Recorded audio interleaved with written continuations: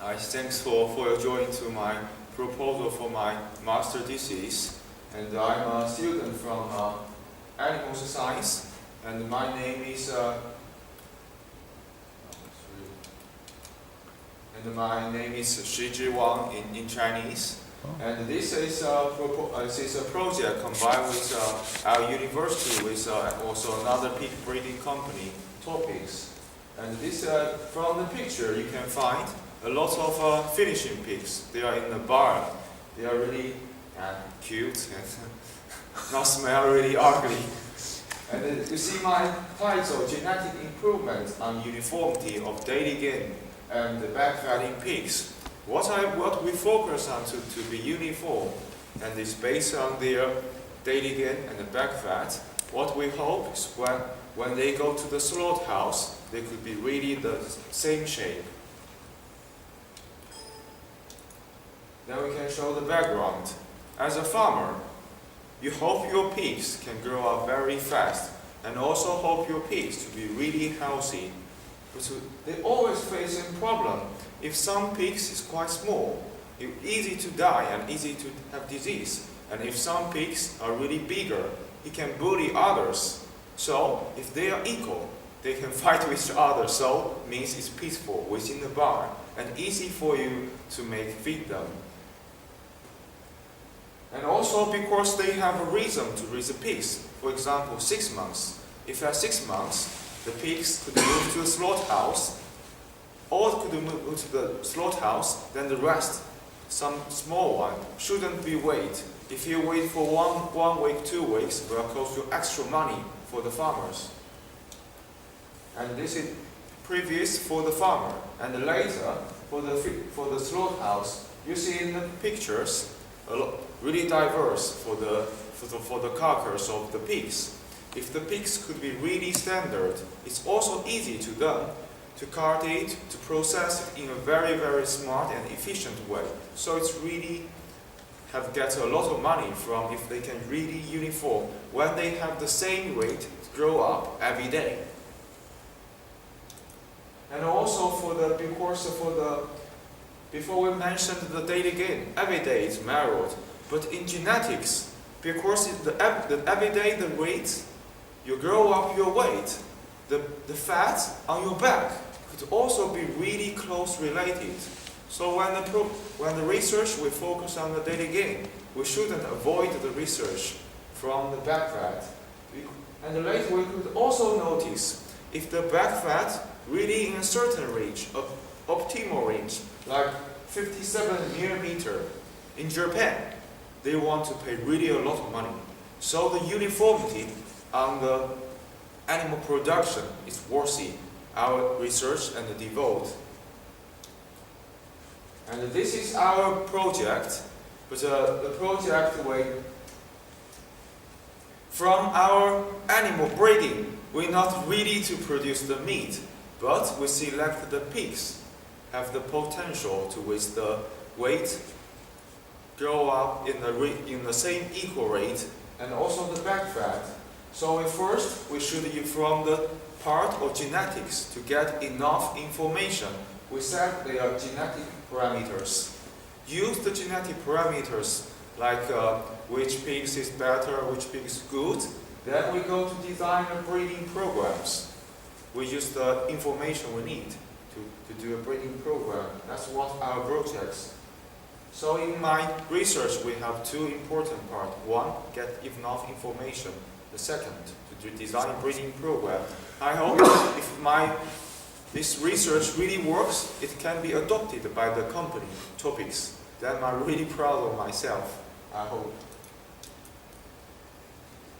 Or simply to say, what's about my project? We just find a best side within a lion. This is called large white on the right, and this is Duroc. Maybe Duroc have the potential.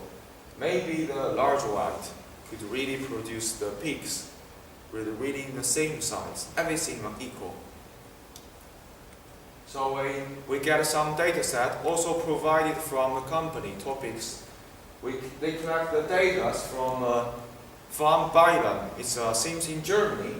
and also 2 Lionel peaks, and they give us the records on the growth rate, the carcass rate, and the feed efficiency we can later use to Marrow to process the research.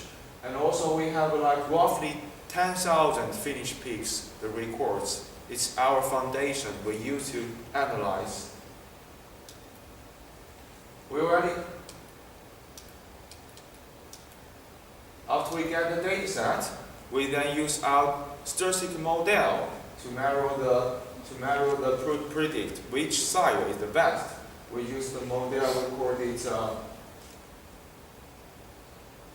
double hierarchical generalized linear model. It's not really about, I shouldn't speak more about here, but we can further. It's really a nice model.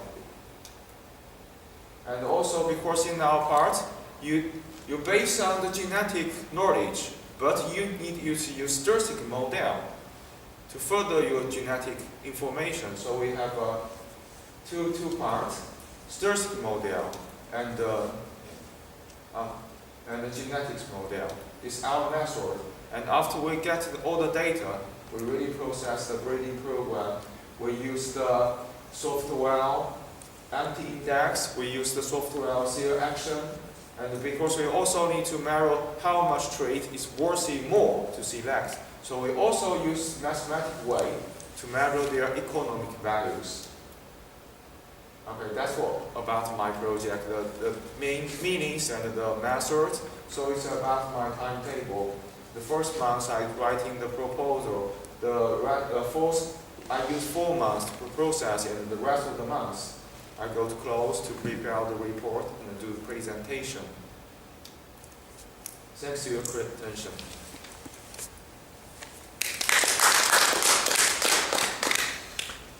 Anyone has questions? No? Are you open for some feedback? Yeah. Yeah. So for the learning goals.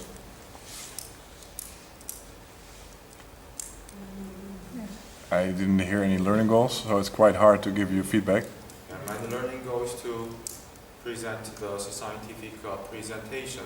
Could be in a very persuasive way, also with some to be funny to everyone, not really rigid. Everyone feel boring. Yeah. That's my learning goal. Yeah, I understand. So, and your learning goals from last week, which were those? Last week is try to control the rhythm very well and to attract the others' attentions. Yeah. So from last week. Okay. So, if your focus today was mainly on bringing a scientific presentation in an attractive way. Yeah. Okay. So if you know that for his learning goal, what would your feedback be?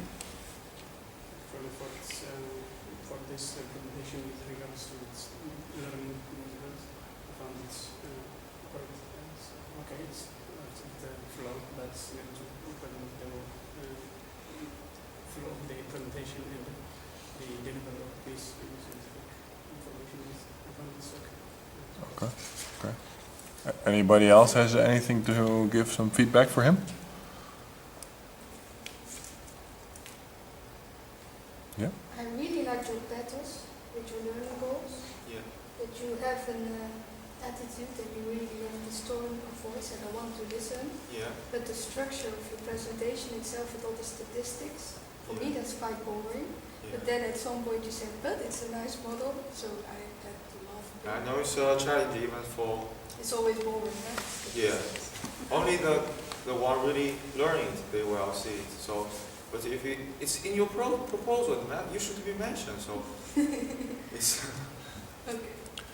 Yeah. so I put more time on to introduce why the program is worthy Yeah. to in fact to do. Okay. So, can I give you some feedback? Yeah. What I like a lot about your way of presenting is what I already gave to you last week too, is that by yourself you have a tone of voice which is like, it's like almost like you're singing a little bit. And I like it because it keeps me interested. You make some small jokes. I like that too. However, if you make a scientific presentation, be sure to mention, I mean, this could be a presentation you would give to your professors. Yeah. However, we are not your professors. Yeah. And so what would be easier for me if you would adopt the presentation more to this specific case, meaning that perhaps all these formulas you summed up, to me that's like abracadabra. I'm looking at it and I'm like, okay, WTF is this? And do you understand what I mean? Yeah, I know it's really a challenge. Last time you mentioned if you can try to be a scientific presentation, also to be some funny, interesting to others, Yeah. to be challenging. So I think maybe I should try it. Yeah, and I, you know, the way you present this, I like your way of presenting. However, the material is very heavy, so it makes it very hard to follow up what you're saying for me, at least. That's what it is for me.